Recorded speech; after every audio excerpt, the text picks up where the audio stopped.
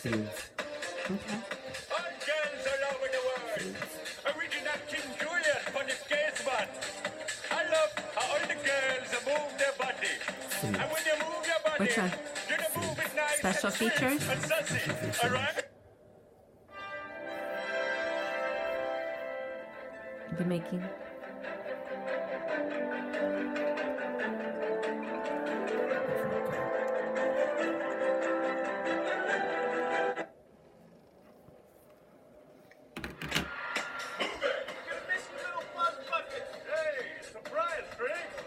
Seriously though. Sit back. Here we come, baby. Ready your personal gun. Check. Launch. This might get hairy. Smash, bro. I like to move it, move it. I like to move it, move it.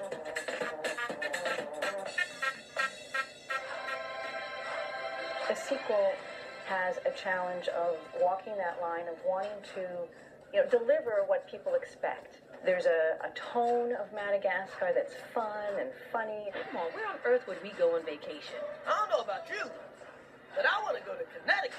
First thing you think about is where do we leave our characters, and what would be the next step in their story?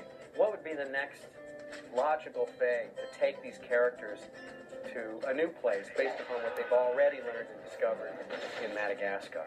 Where are we? San Diego. This time I'm 40% sure. So from there, we figure, well, let's take them back to the place where at least their species come from, so they can deal with what that may mean to them. Hey, you're a good-looking crew. Hey, Marty. Hey, Marty. Madagascar was this fantasy land. But Africa, people have seen Africa, and they know what Africa is like. And so we wanted to create an Africa that no one has really seen before and work in the style of Madagascar. What's totally different is that we went from Madagascar 1, which were walls of dense jungle, to Mad 2, which is a horizon line, the savanna and plains of Africa.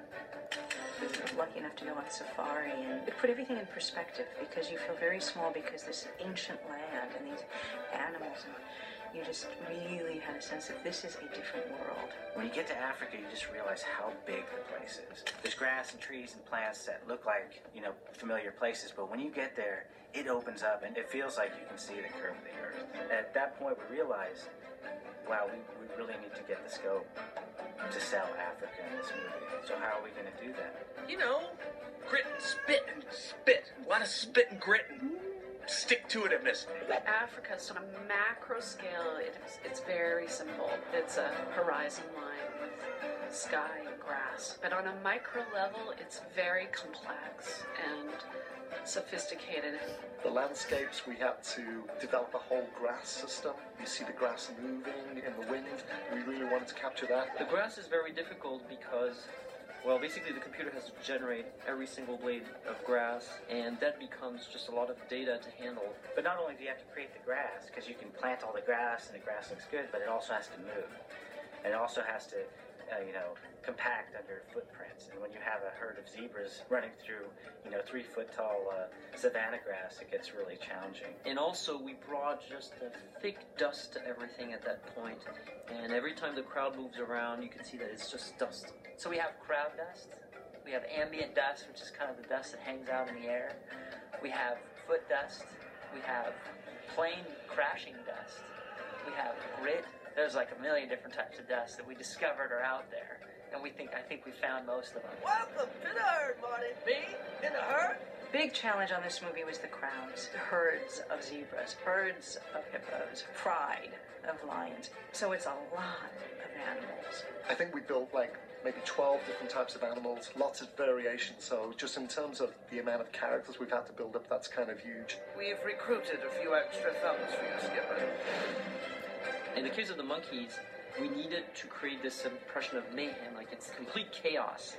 And therefore we needed a lot of variety in those animations. The choreography of it got very, very tricky because you also want to direct the attention of the audience to what's important. So those were probably our trickiest choreographies with the crowd system.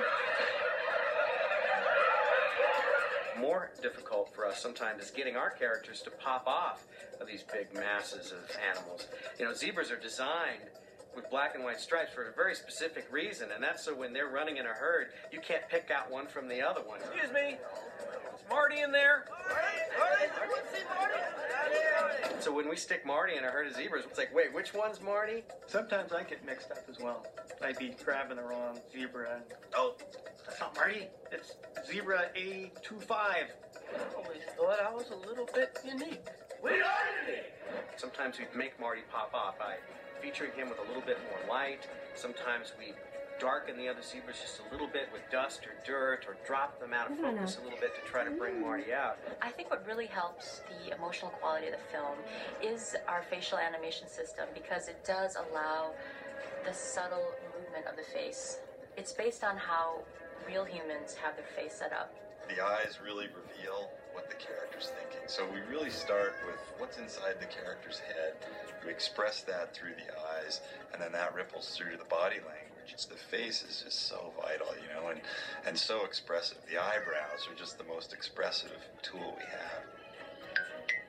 Reference footage is really important for us. We film all the actors doing their lines. We don't go copy what they do, but we do sort of use it for inspiration.